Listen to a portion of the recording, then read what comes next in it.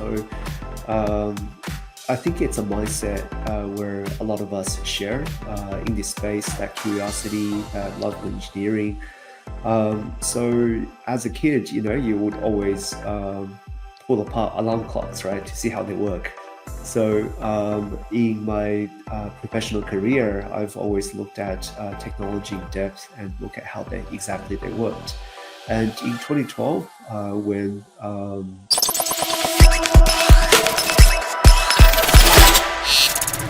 So we are live on Voice of Cryptos, LinkedIn, YouTube, Twitter, and on Binance. And we are really happy to have with us Roy from LightLinks today. Hi, Roy. It's a pleasure to have you on Voice of Cryptos podcast. How are you doing this fine morning? I'm great, thank you. Thanks for having me on the show. It's great to see you, Varuni, as well. Thank you so much. It's great to see you too. And we're finally happy to have LightLinks on our podcast. And as our viewers already know, we every Wednesday or Thursday we get some really exciting guests from this space, and we recently started something called Voices of Web3, where we bring in the top voices from the Web3 blockchain crypto space. And Roy, you being one of them, we're glad to have you here today so that we can talk about all things exciting that are coming up in the Web3 blockchain space, as well as the future of layer 2 solutions and DeFi in general. So, this is what we're going to be talking about in today's show.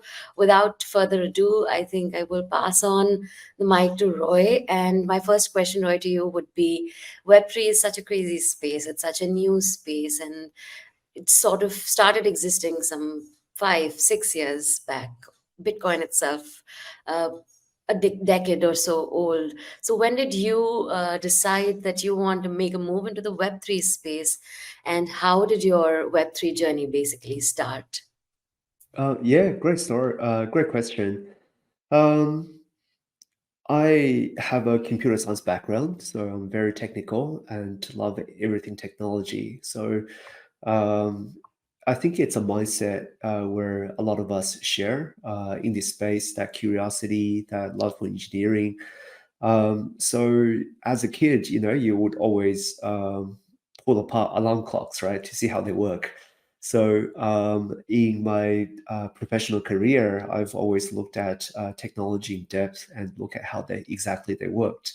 And in 2012, when I first time I heard of Bitcoin, I went through the source code, the technical mindset behind the technology, and found it was one of the most amazing technology that I have ever seen in terms of how transactions are assembled into blocks, and then you calculate a mathematical proof for the block, and you place that proof in the next block of transactions. So the sequence of transactions essentially form a different type of data structure, and that was super interesting from my perspective. So I bought some Bitcoins on Gox to see what the fuss is all about, back in the day.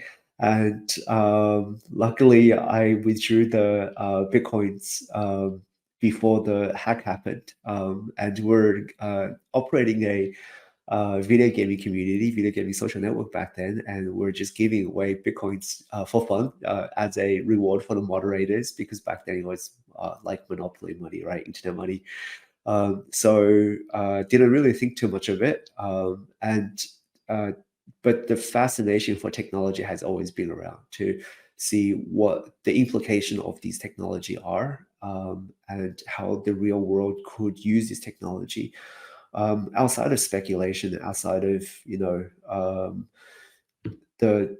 cryptocurrency craze. Because when you look at how other technology came to be, radio waves or internet or HTTP, there are many things that's built on top of that infrastructure, and I view blockchain as an infrastructure, and there are lots of really cool things that can be built on top. So that's sort of the genesis story. And when we had a bit of capacity in 2017, after our e-commerce venture, friends of ours asked us if we can help them in their crypto journey in the first ICO boom. And that's when we decided to create a solutions company called Pellar in 2017. So for the past 6 years, we've been heads down building and creating value for our customers and our friends.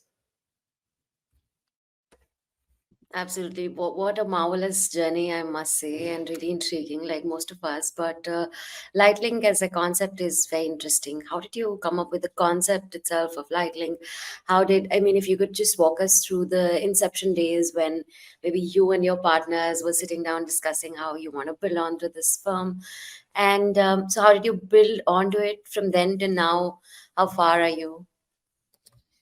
Yeah, on the very first day of creating Pellar, we saw the rise of Ethereum and the popularity increase of many different enterprise of different layer one chains, and I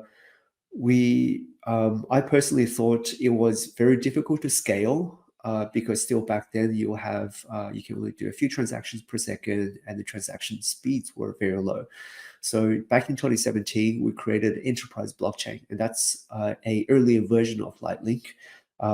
And we were trying to build the complete opposite of Ethereum. When you look at a blockchain trilemma, basically we're very centralized, very uh, lowly secured from a decentralization perspective, but we had a lot of performance. So um, that satisfied a lot of the requirements our customers needed because they were building interesting financial applications in payments, in digital banking, in asset tokenization, right?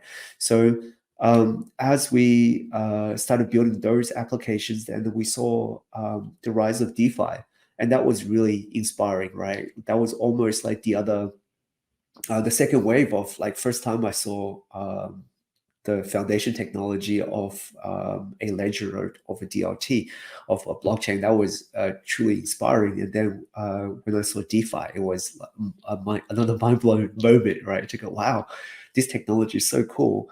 And as a disconnected blockchain that was in the enterprise environment, it was very hard to access that capability, that innovation. So when we were doing more and more NFT things on layer ones, we saw the tremendous gas spikes and costs and capacity issues. So when those concepts of layer 2s were floating around, it was the best of both worlds. It was more capacity, but also it could be interoperable and talk to the layer one world.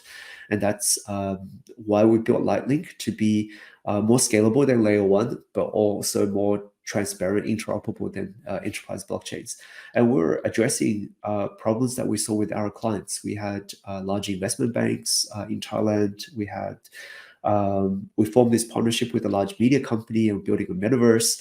And those were all challenges we saw in the industry, and we didn't have the tool set to fix. So we just rolled our sleeves and go, let's build LightLink. Let's build a layer 2 ourselves. Absolutely. So you did briefly talk about a few challenges that you faced as an entrepreneur.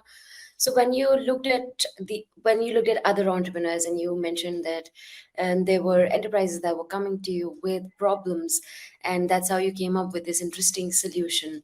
So I think what if you could talk about some of the biggest problems that you faced as an entrepreneur and that other entrepreneurs were facing, which sort of brought you towards this solution, what would they be? So I think you can talk about your biggest challenges when you were sort of scaling up. Yeah, I think as an entrepreneur, I think there are two questions in here. Um, I've been a technology entrepreneur for 17 years, right? So crypto isn't the my first role as a founder, as a CTO, as a CEO.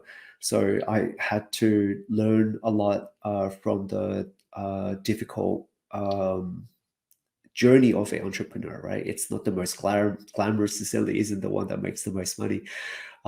So for fellow entrepreneurs, firstly, if you haven't already, read the Lean Startup book, learn about finances, learn about management, try to understand a little bit more about what does it take to run a business, a sustainable, profitable business, and not a hobby. I think that's probably the biggest lessons that I've learned over my journey as a entrepreneur for a few different ventures. Now, from a leading into LightLink, in terms of the problems that we saw in the industry, these were more predominantly CTOs of large companies. So they weren't really entrepreneurs themselves. I mean, people are always entrepreneurial, but when you look at CTOs and CEOs for larger companies that want to do a rollout, they would do a proof of concept on Ethereum, which is great. Everything works and things like that. And then the question often becomes, I've got 100,000 users, and they want to do 10 transactions each. How much is it going to cost me? So in a proof of concept environment, you can go, hey, if you were deploy this on Polygon, it will cost 5 cents. If we deploy it on Binance, it will cost 3 cents, for example. Ethereum may be $1, but depends. It depends on the gas price, depends on the gas limit, it depends on the price of the token at the time. So that quickly becomes, can you tell me if I have this capacity and I have this need, what does it cost for the next 12 months? And no public chains could really answer that question. So because you have a public token, native token, that fluctuates in price, and there's a supply and demand economics in a blockchain which drives the gas price of a transaction. So that's the problem set we try to resolve, to introduce a different economic model on top of a supply and demand economic model to provide certainty and predictability, so enterprise customers can pay fiat on a monthly basis. So I think you did pay attention to enterprise customers quite a bit from the initial days when it was largely retail focused, crypto blockchain as an industry, to now when a lot of institutions are stepping in and a lot of enterprises are moving towards DLT and blockchain. A lot has changed just in terms of how the technology moves or how people are adopting the technology. What are some of the key changes that you saw in other entrepreneurs that you interact with when it comes to, let's say, intercepting or accepting the technology? Yeah. So firstly, it's the things that you spoke about are very common words, right? If we're talking to people before COVID or a few years ago, when we talk about crypto and blockchain, they would have no idea what you're talking about. But these days, I think it's crypto, NFTs, Web3, blockchain are more commonly understood. When I go to my kids, drinks with other dads, before nobody had an idea what I was doing as a job, but now people want to hear about what's happening in the crypto industry. So that's a societal change, I think. More and more as media and as other people talk about their story and their journey and their value, more and more people participate, and it's really good to be there early, right? Because I think we're still early for the wider world to catch up. And in terms of other changes, so wider macro changes was number one. Number two is I always viewed this as an infrastructure technology. Just coming back to that a little bit, it's a feature of our computation world, and that's really cool. That's really interesting, right? Because right now you have your iPhone, you have your laptop, and you do calculations in isolation, or you can rent some server space in AWS, and you calculate in silo. But when you look at a blockchain, a computation blockchain like Ethereum, for example, you're calculating with complete transparency out there in the public, with complete decentralization, and that's really cool. And I think and I hope this will be the future of our computation world. When you look at what is this technology good for, right? It might be building tokens to represent something, tokenizing real world assets and being able to trade that 24/7, or creating a permanent record of important things, maybe your driver's license or your identity or your marriage records. Those are applications that can sit on top of blockchain technology. And I think a lot of people come and go based on the speculative nature of a token, the price of Bitcoin, or whether if Ether will go up or down. But the technology itself, the blockchain technology, is remarkable. And I think more and more organizations before AI were thinking about what can this technology do for me. I think that voice has shifted a little bit into the mind share went to AI, but it's now still a question. The CTOs are themselves as a tool set if you're a technologist trying to build technology. Absolutely, I couldn't agree more. And we've been talking a little bit about layer 2s. And now, when we talk about layer 2s, there's layer 1 and there's also layer 0 in the picture. I was recently attending this program course where there are a lot of talented women, and the course actually takes you through the very beginning of the blockchain. It's like a proper blockchain DLT course that you go ahead and take. Now, while I knew quite a bit about blockchain already, this course is a fresh breather to whatever you've learned over these years. So while I was taking this course, there were a lot of beginners in this space as well. So seeing them understand the concept of layer 0, layer 1, layer 2s was pretty interesting for me as well. And you just mentioned how psychology has changed. So I was just wondering, how do you try to explain it to your kids or someone who's, let's say, absolutely new into this space and doesn't know about the space at all, what you do? How do you basically explain the concept of these layers, layer 0, layer 1, layer 2, to, let's say, a 5-year old? Yeah, I don't think they will ask that question. My kid asked me what I do, and I said, "Oh, we build technology stuff." So for a 5-year-old, we can say things. Maybe this is the future of technology. This is the future of computing. Um, my kids are fairly interesting. They will ask me, "Why is the sky blue?" Right?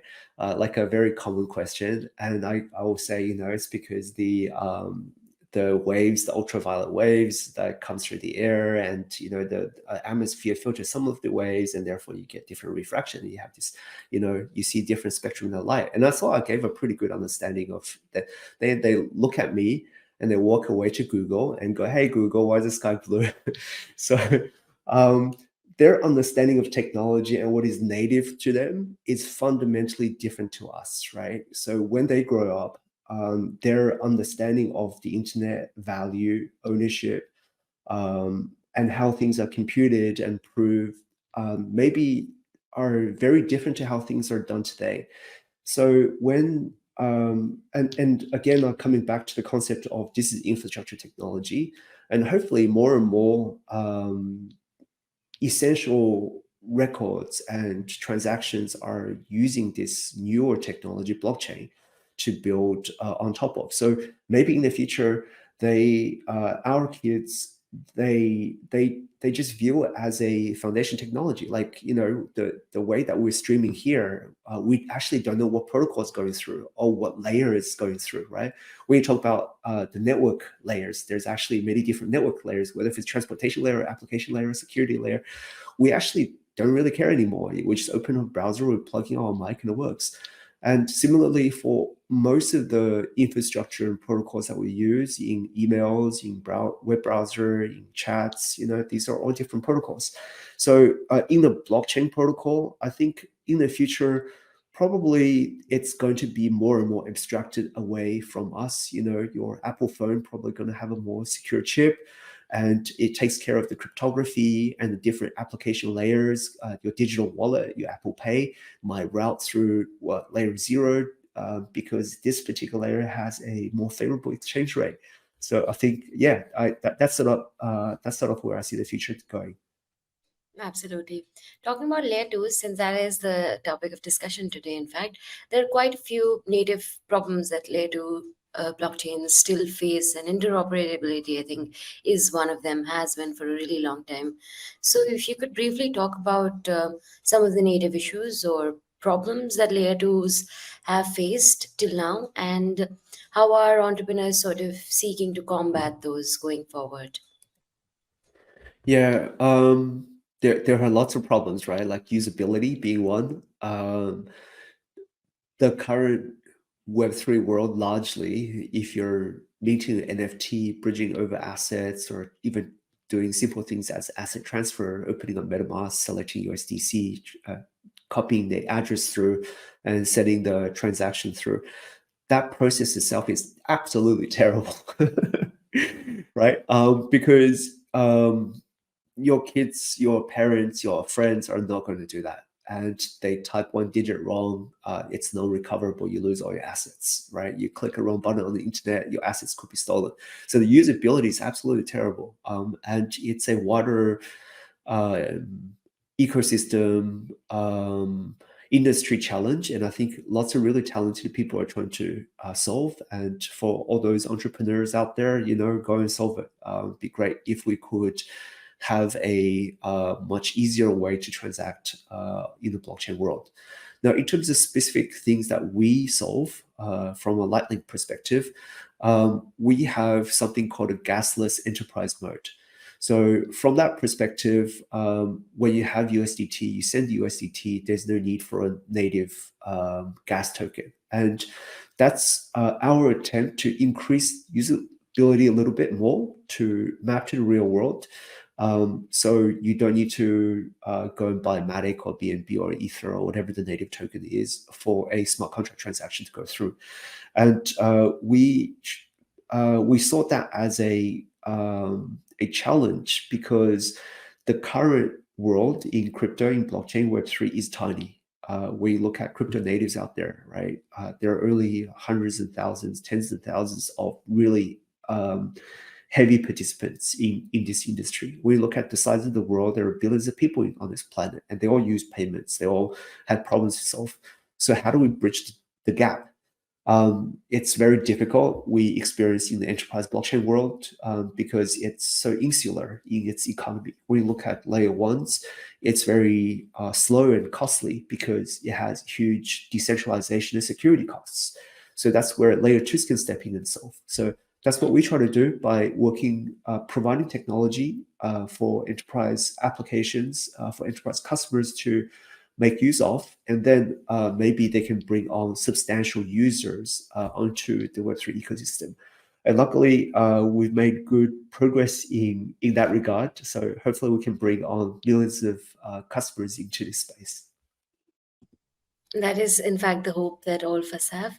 If you have to talk about it, and you already briefly spoke about some of the pain points that layer 2s have, but if you have to look at a few competitors and chart out some pain points that they have, which sort of hinder onboarding newer customers or maybe retaining clients, what would they be, and how have you at LightLink done that differently?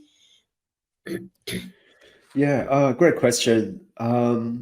I think Web3 by nature is very interoperable.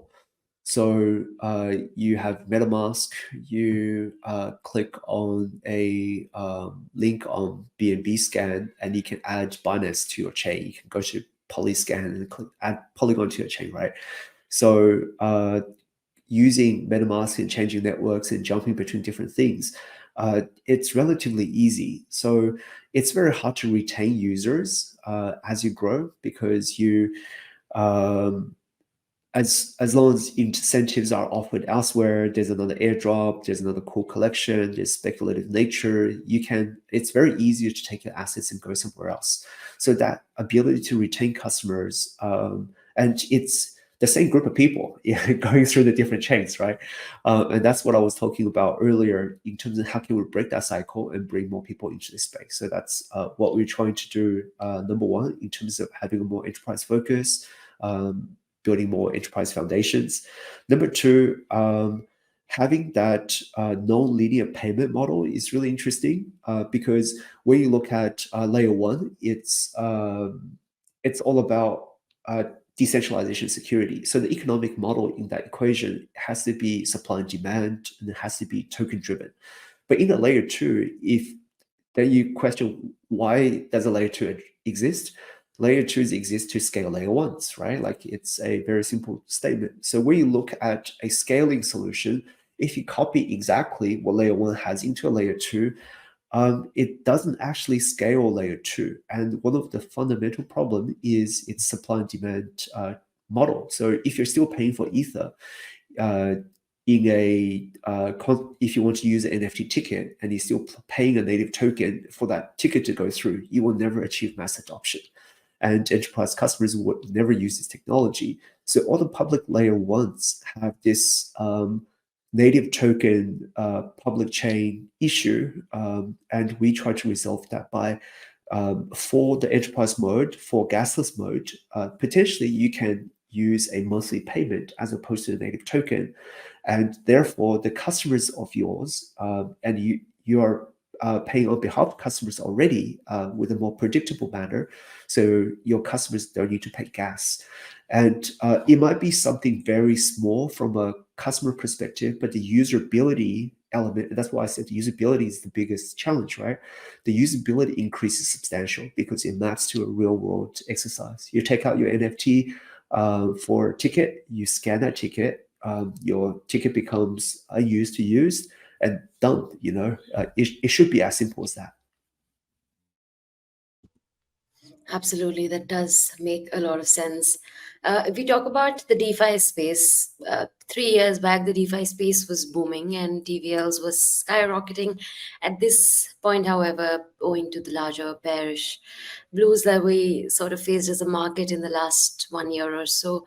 Now, however, from a price perspective, while I mean, I'm not really so big on prices, as long as there is adoption of the tech, which concerns me the most, and I'm sure it does to you too, as well as an entrepreneur in this space. However, if you look at the DeFi space in terms of the numbers, I cannot really quote adoption numbers at the point, but in terms of let's say TVLs or TVLs of specific layers or protocols, it has sort of dwindled from the all-time high or the peaks that the market saw.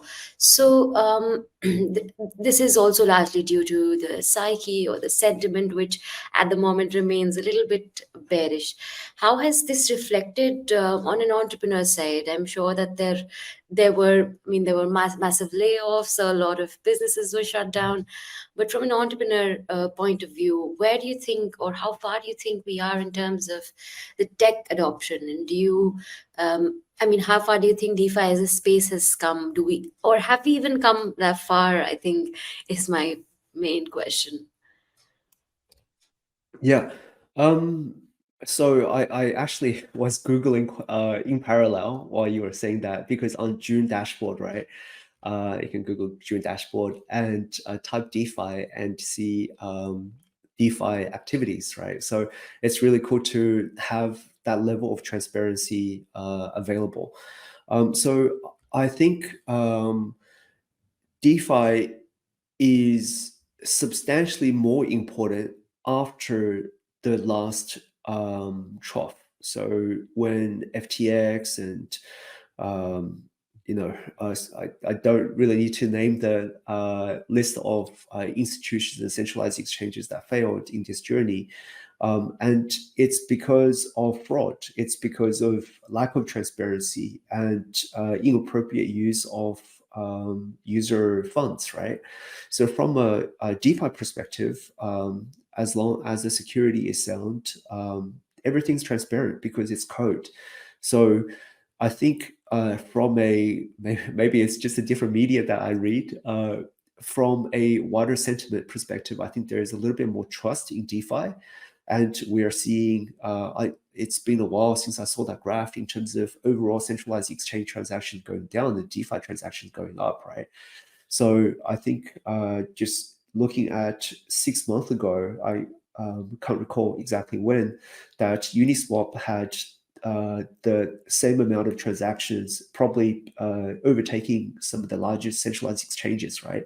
And that's from a space that was almost zero, where centralized exchanges had a substantially longer start. And I think that trend will continue. Even when you look at CZ, in the interviews that I've heard him talk about DeFi, he views DeFi as a feature of Binance, right? Because of the autonomous, trustless, certainty nature of these technologies. So it's really cool. There's a lot of innovation out there, and there will be a lot more innovation to come, right? Like we're experimenting with what does a fully on-chain index fund look like with a basket of different assets. There's still lots of things that can be built that hasn't been built. And on LightLink itself, Electric, one of the first AMMs, DEXs, was launched a couple of days ago, and it's really cool to see. There's ongoing innovation in this space and leveraging the gasless nature of the chain to see if they can build new innovation and new ideas into the space. So yeah, I think it hasn't died off yet, and there's still a lot of innovation in this space, and hopefully when we recover from a macro perspective, the builders build, in a bear market like this, when more users participate in this ecosystem, we'll see substantial more applications and all the various metrics.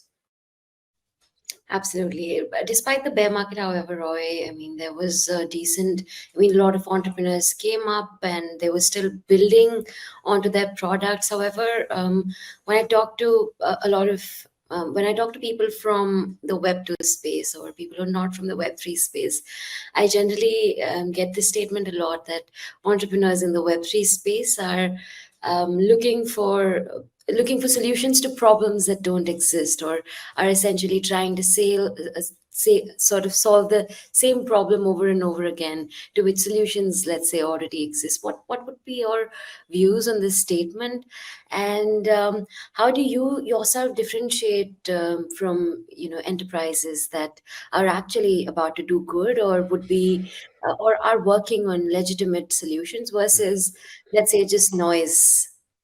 Yeah, we saw heaps of that during the NFT boom, right? In terms I think that's a great example of what you're talking about in terms of let's launch a TK collection of adjective animal, and let's get people to speculate and make money, right? So we saw in that hype, many people came and went in that space, um, and it can't be sustained. It's it's a behavior, I think, that we would see in different cycles, in different technology, in different times of our lives, and it will come and go. But in terms of building things that looking building things looking for solutions, it's right. I think there's a lot of people, entrepreneurs that want to create value and capture hype, and then maybe they can monetize hype, right? So, like I said, it's always going to be around. We have technology that is open source, that is very closely tied to value, because Ethereum and USDC, they are very native, and it's one of the first time in our technology history, it's so closely tied to value, right? Like you can transfer value instantly using this technology. But what we're trying to do a little bit differently is listen to our customers, because we've been building solutions, whether if it's in manufacturing or supply chain or payments or identity or public transportation.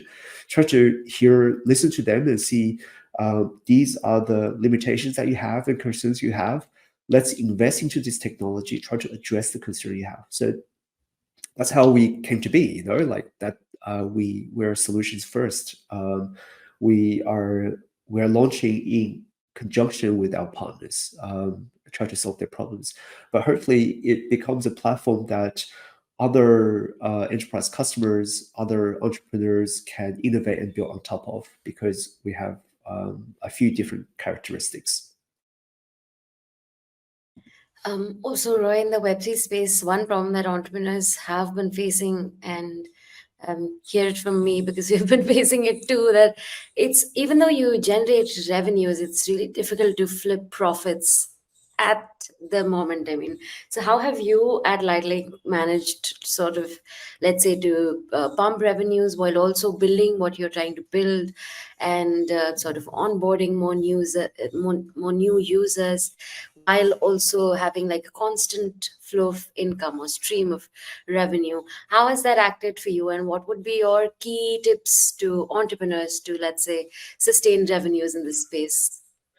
Right. Read the lean startup. Like I was saying earlier, learn how to run a business. I mean, for a first-time founder, which I'm not, but I'm saying for those first-time founders out there, business is easy, right? Understanding cash flow, profit and loss, having some accounting software, understanding a balance sheet, and the fundamentals of the business, right? Because doing something for a hobby or for speculation is very different to building a business. And Lightlink's intent, while we will have a solutions arm, Pellar, we would have a innovations arm, but LightLink itself is a network. So hopefully the sustainable economy will look after itself. So in terms of the question is, and one of another reasons why we built LightLink is when you look at how our blockchains generating revenue, it's through fees that participants will pay to the blockchain to utilize the blockchain. And what is the blockchain selling? It's selling block space, right? It's a very straightforward answers, but a lot of people don't understand. So the question here is, how do you sell more block space, or how can you change the economy of the block space so other people can um, potentially find different economic models? And that's where I personally hope and think enterprise fee, which is attached to the core fundamentals in terms of revenue for LightLink, is where most of our income will be generated, where enterprise customers will view this as a decentralized computation platform, as an infrastructure for their new endeavors, for their new online on-chain endeavors, and utilize this as a new type of AWS, right? And using a subscription model that they understand, pay the provider of this capacity in fiat. And that's, I think, it's a tried and true business model, has been demonstrated by many great businesses in the past. And I think and I hope it will work. Absolutely, those were some great tips on making money in the market. But you have been in the market, you've been in the tech space for almost 17 years, if I'm not wrong. The Web3 space, however, is full with entrepreneurs, builders, and it's great to see such enthusiasm from such young people. However, a lot of newbies in this space lack the sort of experience that hardens you as an entrepreneur. So, what are your, let's say, three top tips or tricks?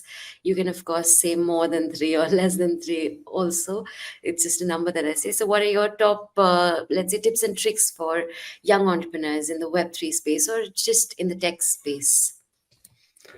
Yeah, great question. So I think number one, try to do good. Have a long-term view as opposed to a short-term view.